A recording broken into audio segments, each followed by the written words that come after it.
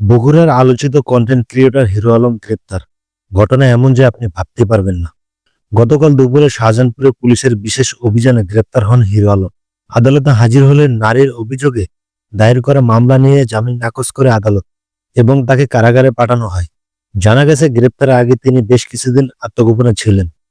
মামলার অভিযোগে বলা হয়েছে হিরো আলম বিয়ের প্রতিশ্রুতি দিয়ে ধর্ষণ ও শারীরিক নির্যাতন এবং জোরপূর্বক গর্ভপাতে বাধ্য করেছিলেন।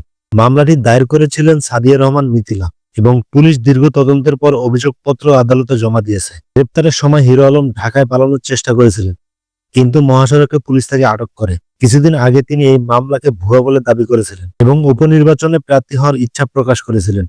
তবে এখন আইনি জটিলতা ও গুরুতর অভিযোগে তার রাজনৈতিক উচ্চ আকাঙ্ক্ষা অনিশ্চয়তার মুখে। বর্তমানে হিরো আলম বগুড়া জেলা কারাগারে আছেন এবং মামলার পরবর্তী বিচার প্রক্রিয়া আদালতের নির্দেশে চলমান।